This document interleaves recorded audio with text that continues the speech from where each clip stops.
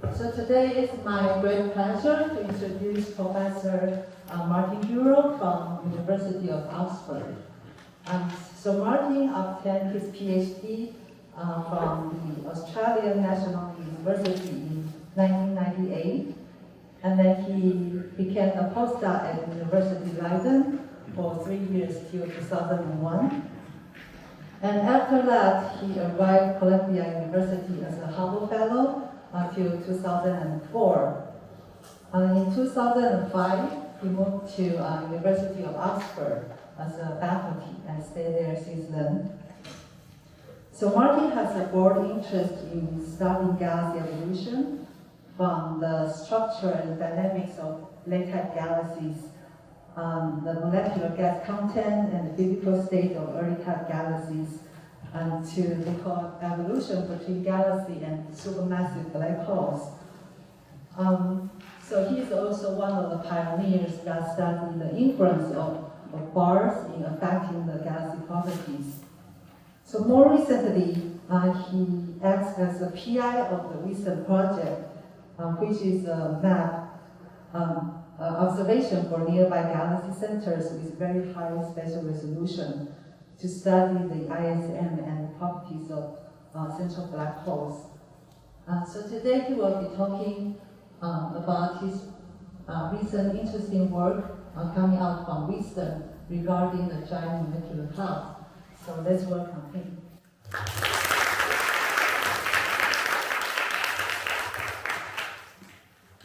Thank you, Liwei. Thank you, everybody, for having me not only today, but over the last 2-3 weeks as well. Is that okay, the sound? No? So as Liwei said, I would like to tell you a story today about the WISDOM project. And WISDOM is an acronym that stands for Millimeter Wave Interferometric Survey of Dark Object Masses. So it does exactly what it says in the tin, in the sense that it was conceived and it's still run as a project to measure the masses of the supermassive black holes lurking at galaxy centers using very high angular resolution, millimeter, essentially, ALMA observations.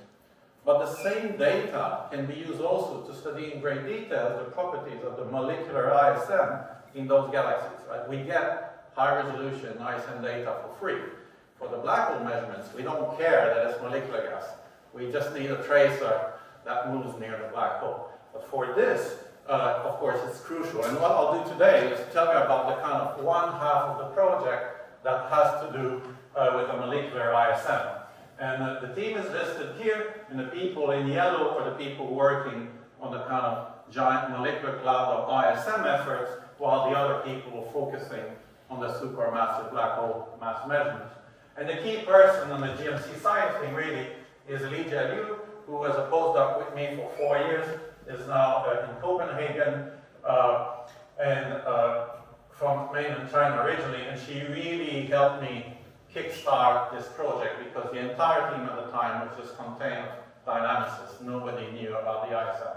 So for us, it's quite new, and I'm very much open to comment and criticism and advice on what we're doing, because we're all kind of beginners in this.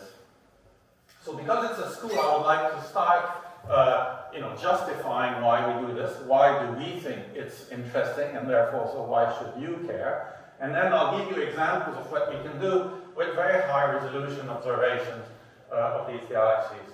And I can contrast this, in fact, given that Xian talked before, to the work of the FANG survey, which is highly complementary, but actually different from what we do. Given that it's a school, in addition to a colloquium, I'll start with the basic. I, in fact, start all my talks with this slide, which is why I do astronomy. This is the Hubble sequence, which, as we know, is a morphological sequence, or a sequence of galaxies ordered by their morphologies. On the left, they have the so-called early types, ellipticals and lenticulars, that have very smooth shapes, rather red colors indicated primarily old stars, therefore presumably, but it's not quite true, presumably very little coal gas. And on the right, you have the late types, essentially spiral galaxies that you can see there, or flattened in shape. and have much bluer colors and therefore much younger stars, and therefore necessarily a reservoir of cold gas from which these stars can be born.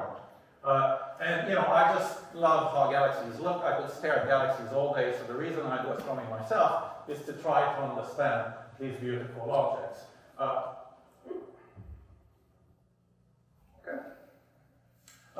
But of course we need to understand galaxies in a cosmological context. From an observer's point of view, it's really seeing how we go from the tiny faint blobs we see in this Hubble deep field image.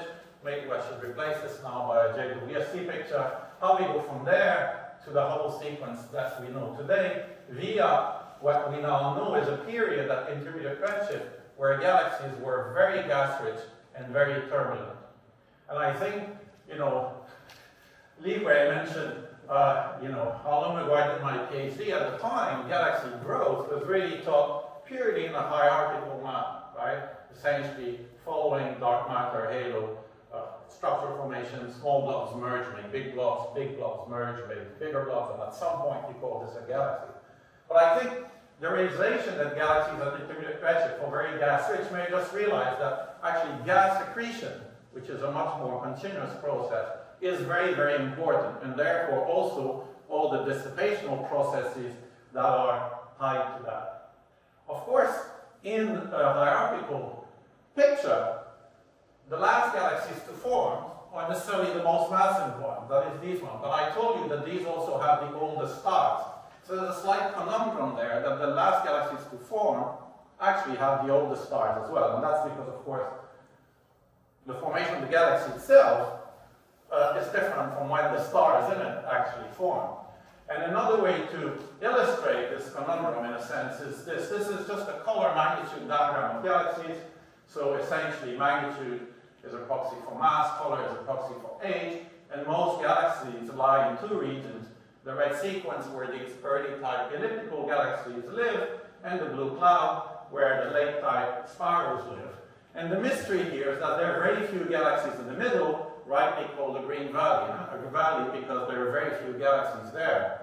But if you think that these galaxies in the blue cloud should exhaust their gas slowly through a typical star formation process, then they should migrate from the bottom to the top very slowly, and there should be a lot of galaxies in the middle. The fact that there isn't tells you that star formation must stop very quickly. You know, astronomers call this star formation quenching. You must quench the star formation quickly so that galaxies spend very little time in this green valley. And that's a little bit of a mystery how one can actually do this.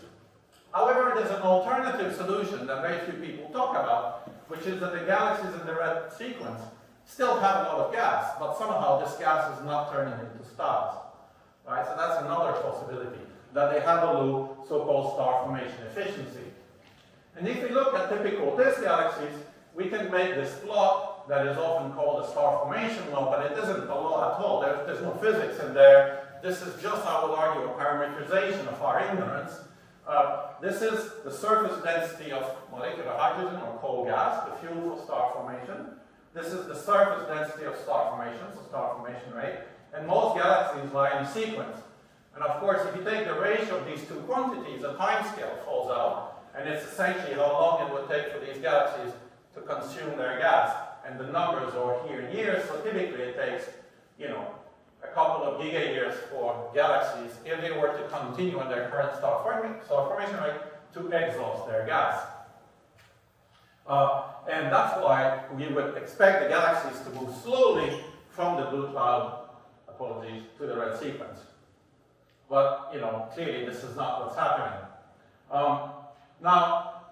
You know, we need to understand, of course, the consumption of this gas in the way that Xian described. She had a nice picture with these arrows moving from the gas, you know, to GMCs, to stars, and so on. This is another version of the same plot. And today I'll concentrate on the top part, i.e., you know, how does this diffuse medium get into cloud, and whether these clouds are actually bound, whether they're virialized and therefore likely to turn into stars, or whether they're just blobs of gas that actually will never turn into stars, right? When we identify blobs clouds on the sky, we call them clouds, but we don't know, this whole spherical cloud picture we have in our head of these objects as being gravitation bound and virialized, at that point is still an assumption, right? That needs to be verified.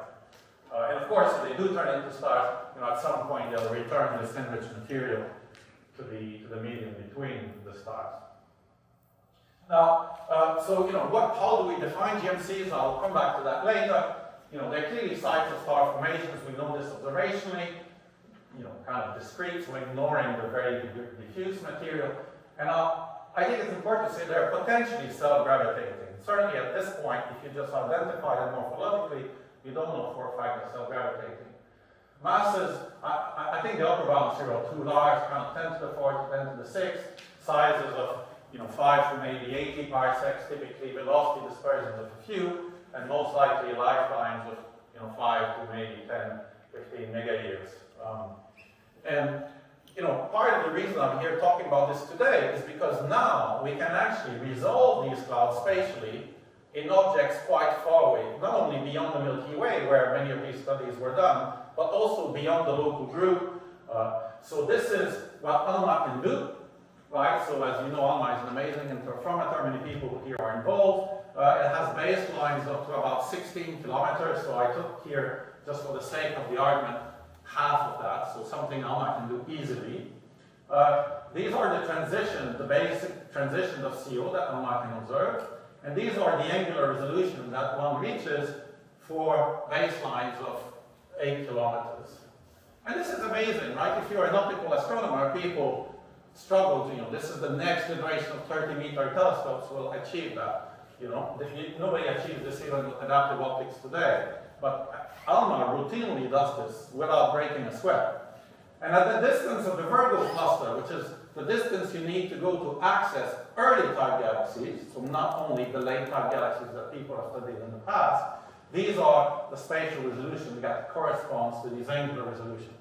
So with these, you can easily resolve molecular clouds. So now with ALMA, it is possible to essentially extend studies that were done in the Milky Way, in the local group, all the way to the Virgo, the Fornas cluster, and the early-type galaxies that are contained in them. And this is what essentially WISDOM does, right? So I'll present you data typically at around 10 to 20 parsec resolution today, which is enough to just about spatially resolve these clouds. And to be contrasted, for example, with the FANGS project that deals more at resolution, let's say 100 parsec, typically, so not resolving the clouds themselves. So when you resolve objects and you're interested in gravity, there are always three numbers, right, that are of interest. It's essentially, when people talk about the fundamental plane of galaxies, we can talk about the fundamental plane of clouds. They're called the Larsen relation, and they hold three numbers. So luminosity, which is a proxy for mass, size, so I'll use radius, but whatever, and the line width, which is essentially a proxy for the velocity dispersion or the turbulence in the cloud. And with these three numbers, you can characterize the dynamical state of the clouds. Certainly, if you're willing to ignore things like magnetic fields, which I'm sure you've heard a lot about during this school, I'm not going to say anything about them today. We don't have measurements on these scales in these galaxies. Generally, if you look at the Milky Way and a few equally late-type galaxies in the local group, you see that clouds follow these parallel relations between these three numbers, and these are known as the Larsen's relation. And they're kind of a yardstick by which we can measure and compare clouds. Just to give you a feeling, usually I'll break out on the whiteboard if there is one, there isn't one, so I hope everybody remembers F equal ma, right? If we're only dealing with gravity, so gravity here, gmf over r squared, if something is, supported against gravity by rotation, you'd have mv squared over r, so essentially m goes at v squared r. If an object is supported by turbulence, as we believe clouds are, you can just replace v by the velocity dispersion. There will be a number, of course, a 1 in front that depends, on the exact density profile of the cloud, but essentially m is proportional to sigma squared r. And an object that verifies this is essentially an object that's virialized. And I'll come back later to this. But these are the three numbers that are plotted in these Larsen relations. If we go a little bit to more diverse galaxies, we see that clouds start to depart from these relations that for a long time were so claimed to be universal. That's what you read, properties of clouds are universal. This was again really a parameterization of our ignorance. People had never looked anywhere else in the Milky Way, so they had never seen vastly different clouds. But once you start looking elsewhere, you see that clouds come, in a variety of, sense, shape and forms and sizes and so on. So that provides a kind of justification to look at galaxies beyond the kind of typical late-type galaxy like the Milky Way. And this is where wisdom comes in. So this is just a mosaic of a bunch of maps that we have with wisdom. You can see a great range of morphologies from galaxies that are very blobby to galaxies that are very smooth. This one is very, very similar to the famous HL Tau protoplanetary disk, by the way. But this is a disk, kiloparsec size. This is at the heart of a radio galaxy, so a giant elliptical. And of course, what is unique about wisdom is its resolution. So much higher resolution than the FANG survey you've heard before, and a much greater variety of galaxies that includes many early types, so where we can probe the effect, for example, of a very large spheroid on these clouds, so a very strong background potential. And as I mentioned, there are two efforts, one focused on black holes, the other on the GMCs. And one thing that is very interesting is if you just organize these maps as a function of essentially morphological type of the galaxy, you get this sequence which you can see this visually, the shape or the morphology of the molecular ISAM is a very strong function of the morphology of the galaxy that this lives in. This is central stellar surface density, so it's a measure of how concentrated these galaxies are. So it's essentially a proxy for morphological type. Here you have the early types, here you have the late types, so ellipticals, spirals. And this here is the Gini coefficient, which is just a measure of how contiguous the gas is. So here you can see the gas is very blobby, and here the gas is very smooth, and this correlates very nicely with the morphology of the galaxies. And so that is another way, in a sense, or I suspect it's another formulation of what Shear mentioned in her talk, that actually the molecular ISAM knows about, kind of galaxy, the potential in which it lives. And it provides a nice justification of why you need to probe the whole range of morphological types, and not only galaxies here, spiral galaxies like the Milky Way, if you want to understand the gas and the star formation. So here you see another version of the Larson relation. This is just another combination of these variables, and every circle here represents a different galaxy. So clearly some galaxies depart from the black line, which is the Milky Way relation. But now if I just color these circles by morphological type, something very nice occurs, which you get a nearly kind of or systematic sequence that as the galaxies become more and more early, the clouds depart more and more from the canonical relation of the Milky Way. So this is suggesting that clouds that live in different environments are very different, right? And in this case, these clouds live in the middle of very, very large spheroids, okay? So where the potential has very, very steep gradients, for example, and very strong shear. So I'll go down and illustrate what impact this might have on the clouds in the galaxies. So this is actually a lenticular galaxy in the Virgo cluster, so this is a typical picture. This is zooming in the center with the Hubble Space Telescope, and you can see a very regular gas disk there in the center. And when we see this for our team, we celebrate, because that says two things. First, it's very likely there'll be a lot of molecular gas, right? Because if there's dust, there's gas. And the molecular gas will be moving on very nice circles, which means the high school physics I talked about before for clouds can be used to measure the black hole masses trivially. Right? So measuring the black hole masses with ALMA, you require only high school physics. There's nothing very fancy conceptually to make these measurements. And here is in fact a map of CO221 in this galaxy, and already you see here this is a disk of about a kiloparsec size in the very center of the bulge of a lenticular galaxy. Very, very regular rotation pattern, but you can see many, many blobs in there, and each of those is a spatially resolved giant molecular cloud. Okay, so the resolution is shown here, about 12 parsecs, right? So if you think that clouds are typically 60 to 80 parsec across, we can resolve them with a reasonable number of independent beams, and it's enough to test what their dynamical state is. So a little bit like Xian explained, we have also an algorithm that identifies cloud. Just like Xian stressed, I think is the weakest link in the whole process. There is a certain level of arbitrariness in defining what you call a cloud. So we explore this a little bit, and I'm not going to bore you with the details today. The important thing, again, is that the results don't depend exactly on the details that we kind of settle on. But in this case, all the clouds shown in blue are spatially resolved, and we can go and measure their size, their flux of their masses, their velocity dispersion, and therefore test whether these blobs at this point are actually gravitationally bound or not. Now, one thing we noticed in this galaxy very early on is that the velocity dispersions were quite high. And we thought, this is a little bit weird. And actually, this was the key to something very interesting that sent us on a 2-3 year quest to explain what we were seeing. Let's zoom in now on some of these clouds and look at their internal structure. So these are here velocity fields, right? Blue shifted, red shifted, not of redshift 1 or 2 galaxies, but of individual cloud in this galaxy. And you can see that both of these here clouds that I highlighted have bulk rotation. So these clouds are in rotation themselves. So measuring a velocity dispersion, assigning the line width to represent turbulence in these clouds would be totally wrong, right?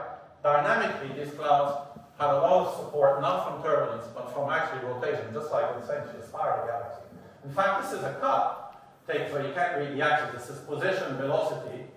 So this is a cut. And you can see that the full line width that you measure, if you were to treat this cloud as a single object, and you use an integrated spectrum, which is what you would get at lower resolution, the velocity width has nothing to do with turbulence. It's just twice the rotation velocity of this cloud, right? And the same thing here. So if you want to actually understand the dynamical states of the clouds, you need to break this up. You need to account for the turbulence, as a random motion, and you need to account for the rotation as rotation, and then conclude whether these clouds are gravitationally bound or not. And another thing that I would like to point out, which I'll come back to later, is if you just look at the projected angular momentum vector of these clouds, right? So just right-hand rule, this cloud has an angular momentum pointing down. You see that, and this is the collection of these vectors for all the clouds. You see that the vectors are always aligned with the isovelocity contours of the galaxy. And that is a big hint that these clouds actually know and that their rotation is due to the large-scale rotation of the galaxy. Like if clouds were to be gravitationally bound, essentially what it means is they don't care about their environment, right? They could rotate in any way they want. But in this case, they clearly don't. And that was a big hint that, in fact, the potential of this galaxy is very, very important in setting the dynamical state of these clouds. So what we do is that we actually break our measurement of the line widths into two. We remove the large-scale rotation of the cloud by just shifting the spectrum at every position to the mean velocity. So you get essentially a cloud that is not rotating, and we measure the line widths remaining. And that is a true measure of the turbulent velocity dispersion of this cloud, right? Once you remove the bulk rotation. And then we have these two measurements, one that includes rotation and one that is pure turbulence. As I'll see in a second, the ability to make that distinction is crucial. Now, to determine or gauge whether a cloud is bound, usually people look at the virial theorem, which, for any gravitationally bound object, the virial theorem tells you that twice the kinetic energy plus the gravitational potential energy equals 0. This is true of, the moon rotating around the Earth, a man-made satellite around the Earth, or molecular cloud, or the sun for that matter, right? I used to teach stellar structure, and I used to say this is the origin of life, but that's why the sun is so stable over billions of years. But we will look at this theorem in a sense and determine whether the clouds are bound or not. So here is the virial theorem, the classical one, the top one. So you can see this is just, ignore the factor 3. If you ignore 3, this is twice the kinetic energy, right? 1/2 m sigma squared is the kinetic energy. This is the gravitational potential energy, gm squared over r. And so if 2k plus v with mine, is 0, if this term is 0, your cloud is bound. So that's just the normal naive virial theorem. However, as I said, these clouds are actually living inside an extremely dominant massive gravitational potential, which is that of the galaxy itself. So we actually extended this to include the contribution of the external potential to the clouds. And then you get this horrible term here. These terms, sigma squared gal, is essentially the turbulence introducing the cloud by the large scale potential in the z direction, the radial direction, and the tangential direction. And these, this is, sorry, I won't explain the term, but this is just the vertical oscillation of the cloud, right? It must compensate the potential so that you're in equilibrium. And this is a similar term in the plane, but you can see here, T is essentially a measure of the tidal forces because the clouds are being pulled apart because, the center of the galaxy is on one side, so we get more gravity from this side. And this is a combination of the Coriolis force and the centrifugal force. These are just a derivative of the rotation curve of the galaxy. So if you know the mass of the galaxy, or the circular velocity curve, you can calculate these terms. And of course, we know the potential of this galaxy very well because we've measured the black hole masses, we've done full mass modeling. So these terms we can calculate trivially. But even if you haven't done mass modeling, you can get these terms. So just measuring the rotation curve of this galaxy, which is trivial because this galaxy is in perfect rotation, right? You just take a cut across here and you can calculate all these terms. Now, having said that, this expression is absolutely useless because you don't know these three terms. However, it turns out that by doing this trick of decomposing the turbulence and the rotation of the clouds, that you can actually rewrite this equation in something that is entirely measurable. So you can relate the observed velocity dispersion, so that's the one for the full line list, to these terms via something, the GS here is the gradient subtracted, so it's the measure of the pure turbulence of the cloud that I mentioned. And you can show that these terms can be expressed purely in terms of observables. So you can replace this equation that is useless by one that actually is both measurable and easy to understand. So now I rewrite the virial theorem just in its usual way, but the sigma here is replaced by what we call the effective dispersion. That is this expression at the bottom that is essentially something you can measure. This is this gradient subtracted measure, pure turbulence. This is observed, gradient subtracted, inclination of the galaxy, and these are the terms that you get from the rotation curve of the galaxy. So just a derivative of the rotation curve. So you can test whether your clouds are bound, not only due to their own gravity, but also due to the impact of the galaxy itself, right? And you would not expect this to be important, let's say, for a cloud near the sun, where the potential of the Milky Way is not partially important. But if you're in the middle of a galaxy that's 10 times more massive than the Milky Way, and you're right in the middle, where the gravitational potential varies very rapidly, these terms actually can become quite important. And I will illustrate this by looking at what happens to the Larson relation, depending on which measure you're actually using. So this is the ratio of the virial mass of the cloud. So this is the sigma squared R mass that I measure, and this is just the luminosity of the cloud, essentially M gases, the luminosity of time conversion factor.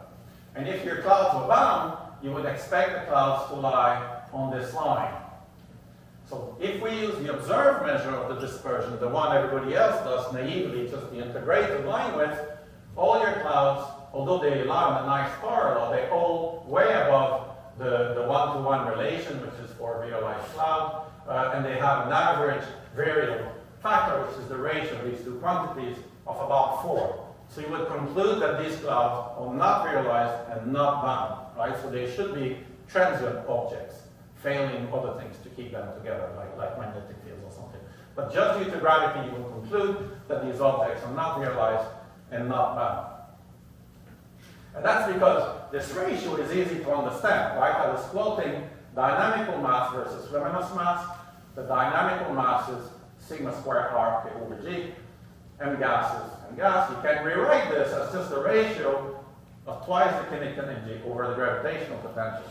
So if you look at this, if you realize these two terms should be equal, So this ratio should be 1. If it's bigger than 1, essentially your dispersion is too high, so the cloud will blow itself apart. There's not enough gravity to hold the clouds together. While if it's too massive, then it should collapse on itself, right? And so this virial parameter is a good kind of zero order or first order diagnostic of whether your cloud is bound or not. Now if I replace this velocity dispersion observed by the pure turbulent one that I've measured by removing the bulk rotation, now magic occurs. The clouds still are on a parallel, but that parallel has a perfect slope of 1, and it lies exactly on the virial parameter of 1 line.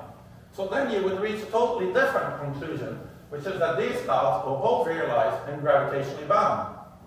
Right? Their turbulence is just enough to compensate for their mass, for their self-gravity.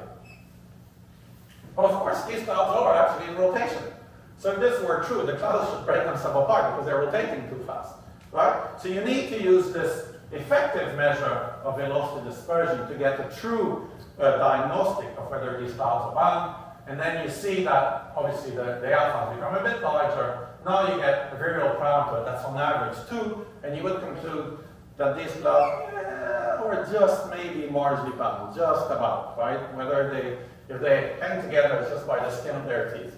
So, and so we were a little bit surprised by this result, but actually, it's consistent with many other things we've seen in these galaxies. So I won't bore you with a million plots, but for example, the sizes of all the clouds in this galaxy are essentially equal to their tidal radii. So that means that the clouds are filling as big a volume as they can without actually being destroyed by the tidal forces due to the galaxy. So it makes sense that they're just about, marginally gravitationally bound, right? If they were any bigger, they'd be destroyed. And they're kind of as big as they can be without being destroyed.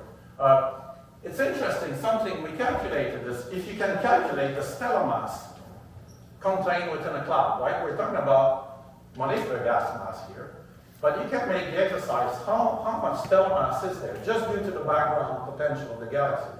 And in this case, on average, there is 6 times more stellar mass in these clouds than there is actually molecular gas mass, right? So it's entirely reasonable to think that these clouds are strongly affected by the background galaxy, right? By pure mass, the background galaxy dominates a huge amount. Of course, if this mass is perfectly uniformly distributed, it has no impact gravitationally.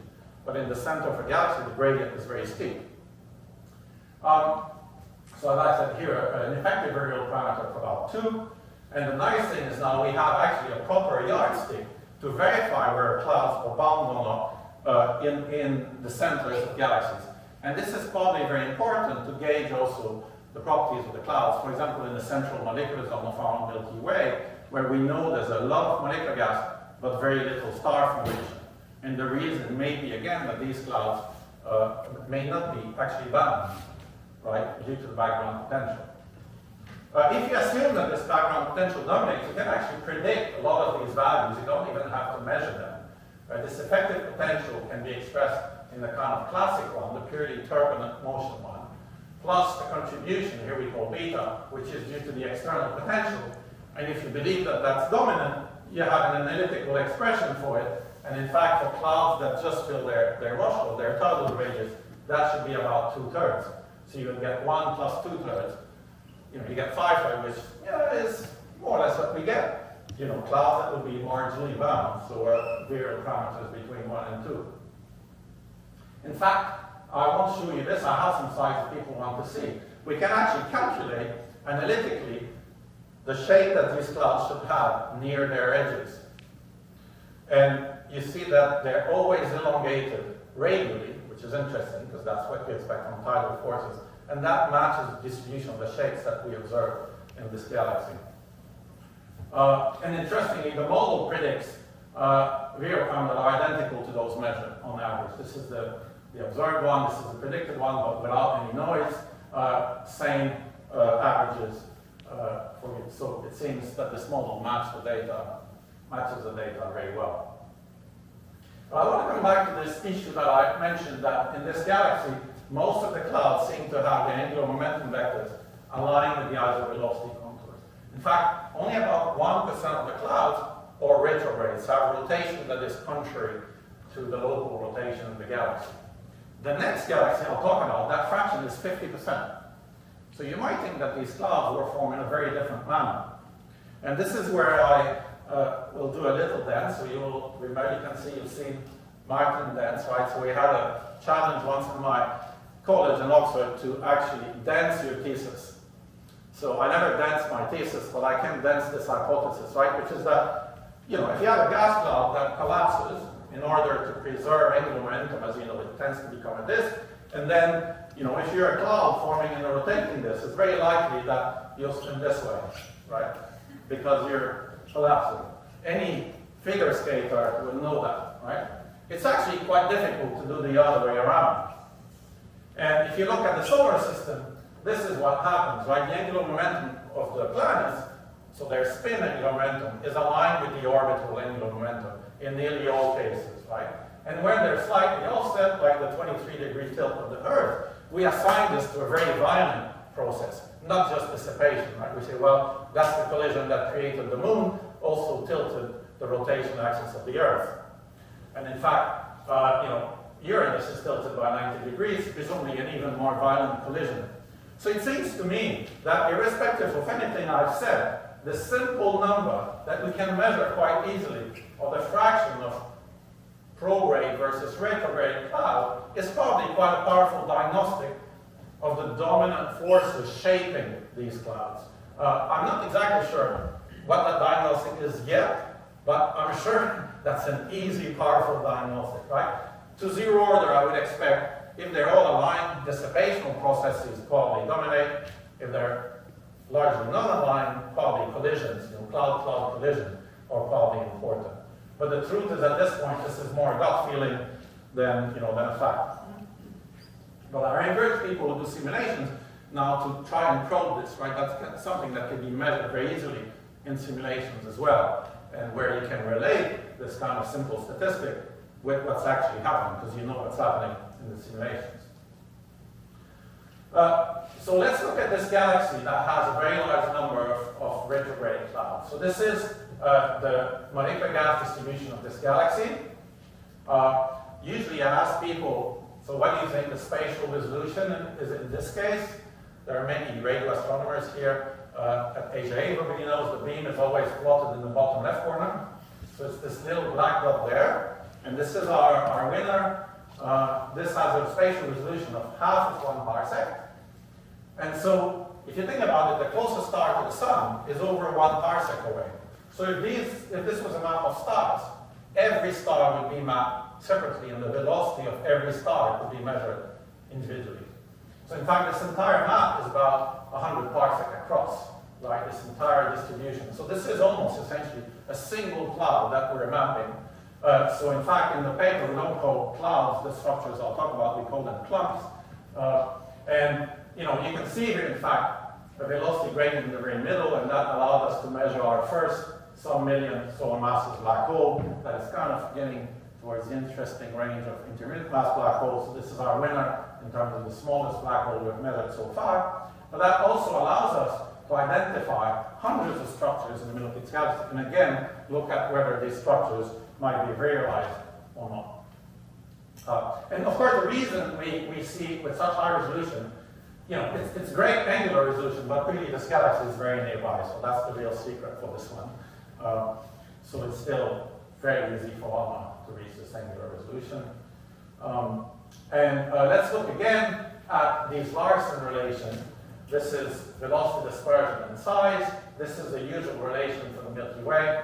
The blue line is the central molecular zone relation. And in the middle of this galaxy, the bright blob in the center, you get this kind of distribution. And the red dashed line is actually a prediction from a model that I'll talk about in a second. And you can see that in the middle, it fails miserably. But that's okay, because we don't expect the model to work there. So that's almost like a prediction. But if you look anywhere else in the galaxy, these are the Larson, this is the Larson relation. And all the dots are the measurements.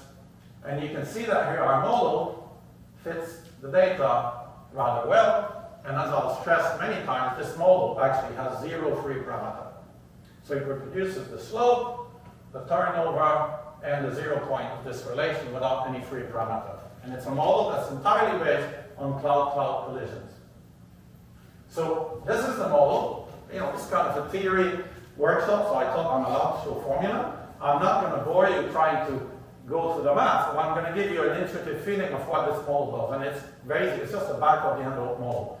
The model says, if a cloud comes within one tidal radius of another cloud, it gets accreted. The entire mass is added. The energy tied to the difference in velocity, so the kinetic energy is dissipated. And you keep doing this until you've accreted all the clouds around you. So that's all this model does. Okay, if two clouds come within one tidal radius of each other, their masses are added, and the energy is dissipated. That's really all it does. And it turns out a length scale falls out straight from these basic calculations. Oh, by the way, there's another ingredient in the model, and it's that the movements of the clouds is just the rotation around the galaxy. And the reason this gives a relative motion between the clouds, which is crucial if they're to collide, is because there is shear, right? Clouds that are farther from the center of the galaxy move at the same velocity, let's say for a flat rotation curve, but that means they fall behind a little bit, right? So locally, the clouds move relative to one another just because it's a shearing disk, right? A differentially rotating disk. And we know that curve because we have them out. So clouds come within one tidal radius of each other are accreted, and their relative velocity is just dictated by the shape of the rotation curve, right? By the shear velocity. And if you do that, a length scale falls out. You can calculate the typical mass of the cloud, the typical sizes of these clouds, and so on. And what is nice is that this only depends on the kind of coarse-grained properties of the disk. It doesn't depend on the properties of the cloud. It depends on the surface density of the disk, and this quantity A is just Orr constant space. So it's just some derivative of the rotation curve that you can measure. You can see the typical mass just depends again on these two quantities, A and capital sigma. That's just the gravitational constant.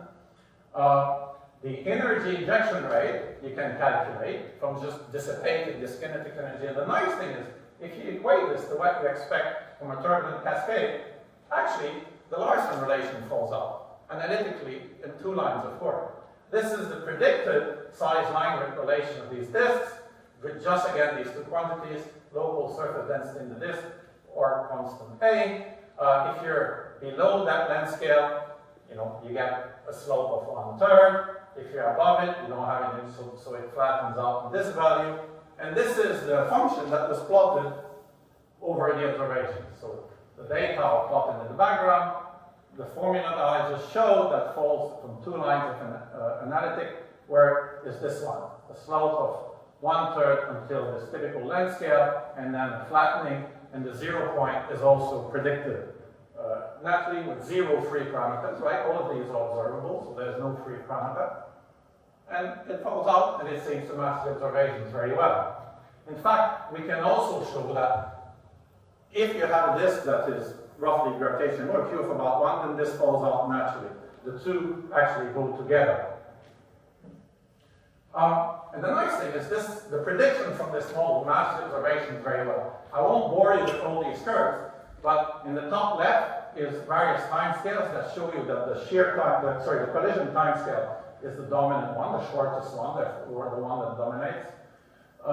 Here is the predicted masses of the clumps versus the observed masses.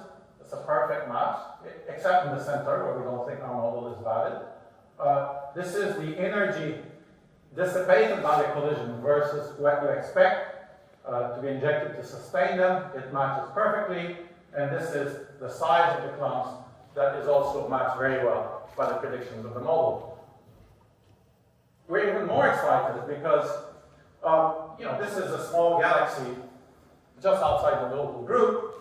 Now these are observations of redshift 1 to 3 galaxies that have been observed via gravitational lensing so that we can actually resolve the clouds. Not quite the same spatial resolution we have with Wisdom, but decent resolution.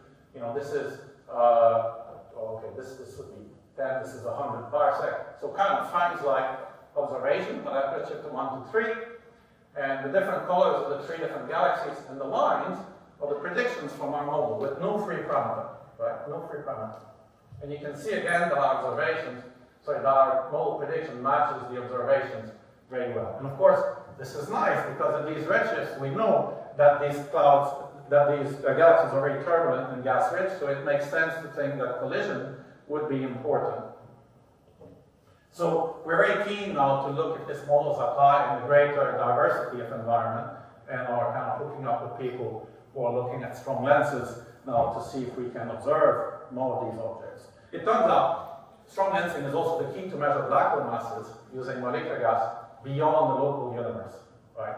If you really want to measure black hole masses at high redshift, you either have just reverberation mapping method, which doesn't rely on resolving the circumference of the black hole, but all the other methods, you need to resolve that small region near the black hole. So the only way to do it really is via strong lensing.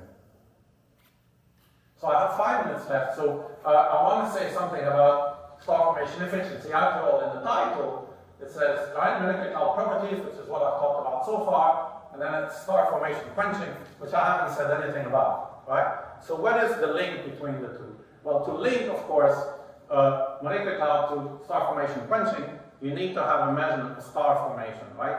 Essentially, we want to discuss the star formation efficiency, which is how many stars you get per unit gas mass, essentially, right? So I've only talked about the gas so far, so the question is, can we measure a star formation rate? So we really want to do this, but of course it's very hard to do this at resolutions of a fraction of an arcsecond in an environment where extinction is very important, right? Lots of molecular gas means lots of dust, and we want to work at angular resolution, typically of 0.1 arcsecond. So, forget infrared observations, and, even H alpha from the ground, typically we working on 1 arcsecond resolution, which is 10 times worse, and so on. So the real powerful tool to do this is to use radio. In this case, free emission at 30 gigahertz, kind of high frequency radio, which of course is extinction free, and where you can reach these angular resolution fairly easily with the VLA in this case. So this is a VLA map of free emission at 33 gigahertz. Well, actually, it's just 33 gigahertz. We haven't breaking down, there's a bit of contribution from synchrotron or whatever. Sorry, I can't remember which one is which. I think orange is the VLA map, and blue is the molecular gas. And generally, the star formation efficiency is literally just the ratio of these two, right? The free emission probes the hot gas in H2 regions, just like H alpha, so it's a proxy for star formation rate. So you want to take the ratio of these two, but you can see here that if you take the ratio of these two, you'll get widely varying numbers, right? Because there are regions where you only have molecular gas, no emission. So that would be star formation efficiency of 0. You're not forming any stars. You have other regions where you have free emission but no molecular gas. You would conclude star formation efficiency of infinity. You're making stars out of nothing, right? It's magic. And then you have a few regions where you get probably a reasonable ratio, something like you're used to. And this illustrates the difficulty of doing this. And the issue is, if you remember, I showed you a plot of the so-called star formation at the beginning, where this ratio, was very well defined. But typically, this was measured on kiloparsec scales of galaxies, or even entire galaxies, where you do essentially a spatial and a temporal averaging of the star formation. When you're on these scales, these two averaging don't occur, right? So what you see here really is a temporal sequence of clouds that haven't had star formation yet. Then for a while, they're forming stars and the molecular gas is still there. And then after that, the molecular gas has all been dissociated and you're only left with the H2 region, right? So what you see here really is blobs, regions that are at different time in this star formation sequence. So there is a principle, I don't have a slide, called the uncertainty principle, obviously not Heisenberg one, kind of the Dirac-Calcin version of that allows you to take such a map and infer the timescales of these 3 periods based on the distribution in this map, right? So you can check the timescales, so how long or molecular gas GMCs is surviving before star formation turns on. Then what they call the star formation feedback timescales, which is the length where you get both molecular gas and H alpha or 33 gigahertz, and then the timescale where you only have the star formation. So that's the way to address this question. You cannot do this anymore in a kind of region by region way because they're totally decorrelated spatially. In fact, this is another effort that we have. You know, we've been trying hard with the virial, but we're just not getting a lot of time to do this. So our backup plan is to do it at kind of normal ground-based optical resolution using H-alpha. So this is alpha molecular gas in orange. This is H-alpha here from the CTEL instrument from the CFHD, which is an amazing instrument with a gigantic field of view of 11 by 11 arc minute, and very efficient to do emission line observations. And you can see these two traces. At the top here is an H-alpha map of the central part of another galaxy. This is a lake type 3169, velocity field dispersion. And this is an ALMA map now at the same spatial resolution. So we've kind of thrown away most of our ALMA data at high resolution. We didn't control it visually, but we just chose the right bit of the UV plane to create this map. And of course, the star formation efficiency is usually the ratio of these two. But even at this resolution, if you take the ratio, you get huge variations, right? You know, typically the measurements that went into the star formation or the Schmidt-Kenny calculation, all of this averaged out. And you can read the numbers here, but you get numbers varying from, you know, 100 megayears to the age of the universe. And that's because, again, you don't get this spatial averaging and temporal averaging taking place when you go to high enough resolution. So we did do this trick of the uncertainty principle in this galaxy. Actually, I should have the slide. I don't have it. And it gives you reasonable values. But clearly, we need to expand this work, get more star formation rate map to access now the star formation. And of course, the ultimate goal, right, is to relate whether clouds are realized or not, whether they're forming stars or not, right? That's the kind of ultimate plot I have in my mind, kind of alpha versus star formation efficiency, right? You would expect physically that the two are related and that clouds that are not bound, not realized, are not forming stars, but clouds that are should be forming stars, right? That's a kind of naive expectation, but it would be nice to test this observationally. So I'll stop here. I hope I've convinced you that once you start resolving the scales in the MCs where the physics occur, that you can actually really start to gauge and diagnose whether these clouds are bound, which mechanisms are important, kind of dissipation, presumably in the first example I talked about, cloud-cloud collisions in the second one, and you know, still a lot of work to do. We're just starting, right? We've published, I think, 2 galaxies. We have maybe 3 or 4 more where we've done all this work that are not kind of publicly released yet, but actually written different stages. And we have a lot of data on our disk to do this on many more galaxies. So stay tuned for more results. Thank you.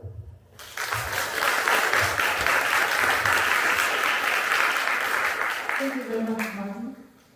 Any questions from the audience? Johan? You said you see a collision of quantum. So there's this Japanese guy named Fukui-san, and his group suggests that the cloud collision form massive stars. Yeah. So do you see evidence of star formation in the cloud collision? Well, yes, and so I'm very familiar with Sensei's work. In fact, I spent a whole year on sabbatical in his group once in Nagoya. So in this galaxy, what we have is a model where collisions seem to explain what we see. We haven't looked, I cannot tell you there are collisions 60 days late, that's our explanation. In Fukui's group in the Milky Way, what they look is, of course, a much higher spatial resolution again, at what they see as kind of converging flows, really.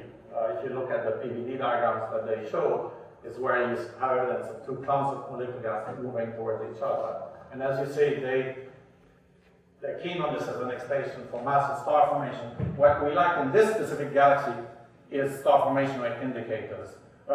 It's a pretty messy galaxy, so this is an HST picture. You can see it's almost certainly a kind of minor merger remnant, so it goes up something not too long ago. But we don't have a good star formation rate indicator on the same scale. So I don't have direct evidence of star formation at this point. Well, the second question, you mentioned the formation molecular cloud. How do you study the formation molecular cloud? Well, I guess, yeah, you're right. It's more evolution, let's say, here what I talked about. In this case of collision, I don't have a good explanation how you come up with the first one, but then they start colliding, and that would be the formation, if you want, if you insist on the word formation. In the previous case, the evidence seems to be that even if you start with something quite diffuse, as it dissipates and contracts, then you get, that's why you get the alignment of the angular momentum vectors. But you're quite right, maybe I shouldn't talk about formation, more about evolution. Yeah, fair comment.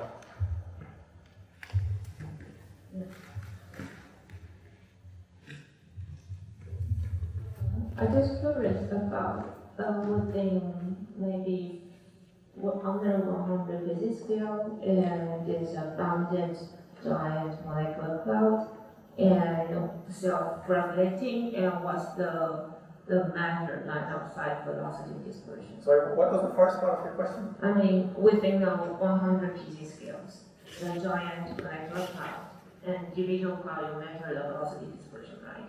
And what's the value, what's the typical number of this? Well, there's a whole range, and it depends on the galaxy. So maybe what you refer to, I promised myself I wouldn't touch on this, but since you raised the issue, I'll touch. Sorry, maybe. So with our, actually, let me go back here. Sorry.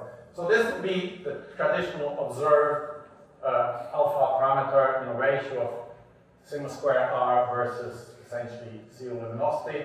And here, the average is 4. I can't remember where the dispersion is, but sorry, it's the part of this. This is the distribution of the alphas. So you can see the mean here is 4, and the width is what? Factor of a few dispersion. But this is with the observed one, which I would argue is not a number you should use because it's affected by bulk rotation.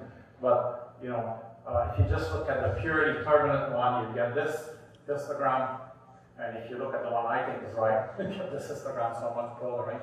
But that's a very, if you want to compare, for example, with Xi'an's talk before, this galaxy is totally different. So you'd be comparing a bit, apples and oranges. This is the inner part of a very, very massive galaxy, rather than the outer parts of a late dark spiral. So, but we don't, so if Xi'an allows me, apologies to make that comment, so I forget very well. So these are really alpha parameters measured for objects that we've identified and spatially resolved. The last class that Shannon was showing, or alphas measured in spaxes of 150 parsec across. So I always argue, they're not GMCs, they have not identified single GMCs, they're just alphas measured on a certain scale. You take a box, you put it there, you measure. So it's very different kind of measurements. Any other questions? I do have one. So you mentioned that because of the resolution constraint, it is not practical to compare the star formation rate and the GMC properties on individual scale. But I guess you have some systematic features of the GMC across the entire galaxy. So it might be worth considering to associate the average GMC properties with the global properties of galaxies, for example. Yeah, no, I agree. I mean, we're just at the moment, we're just lacking the star formation rate indicators. So we're trying to, build up the data set at this point. In the project, that's where we stand. But yeah, I mean, we're very keen to get more. With the VLA, it just hasn't been, we haven't been very successful. We've been more successful with CETEL, but unfortunately the resolution there is much lower.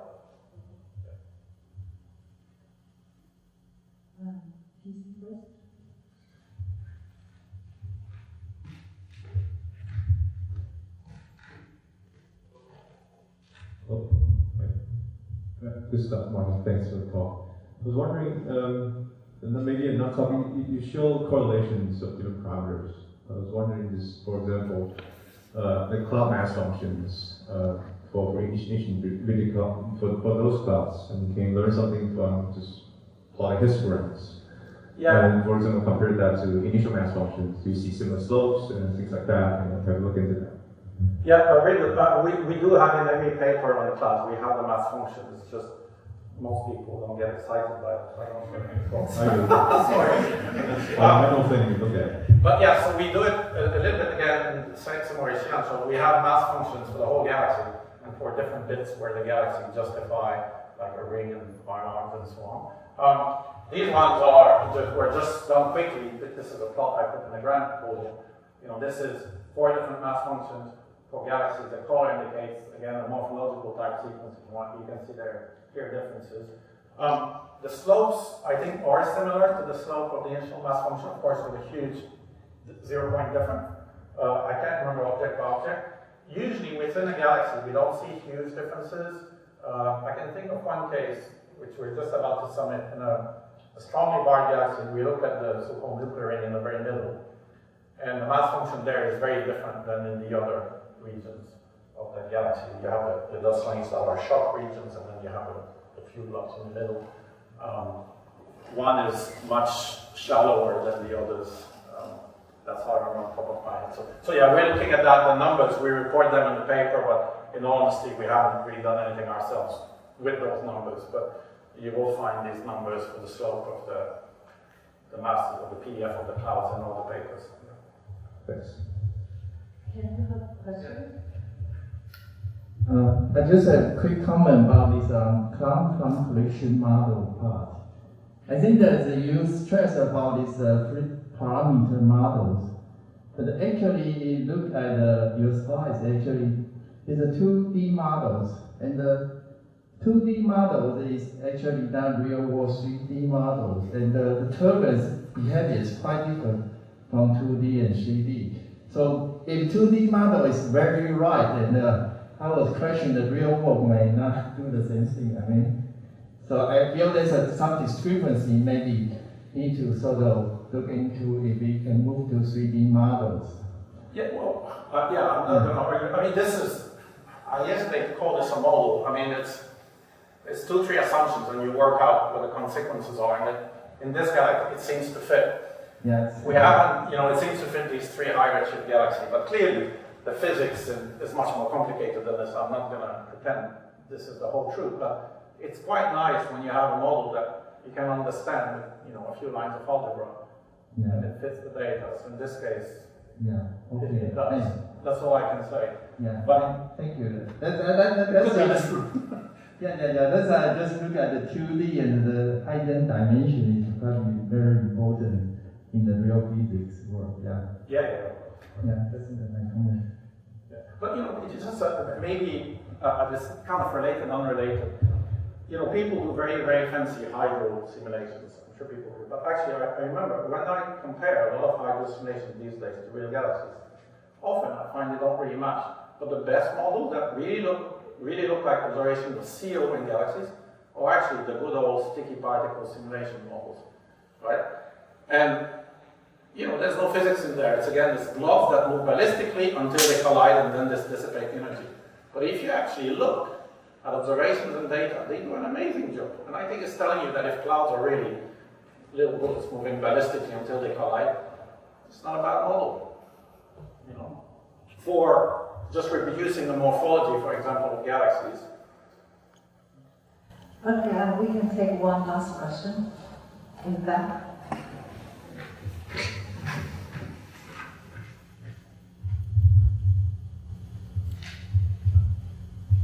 Thanks for your talk. I have a comment related to the star formation. It's related also to what Nikolai was mentioning before. So you have this slide where you show the 33 gigahertz. You're getting estimates for star formation there, but actually, if you look at the typical speed of the star forming galaxy. So can you just start again? Yeah. If you look at the SED of a typical star-forming galaxy, 33 gigahertz is pretty much dominated by synchrotron emission.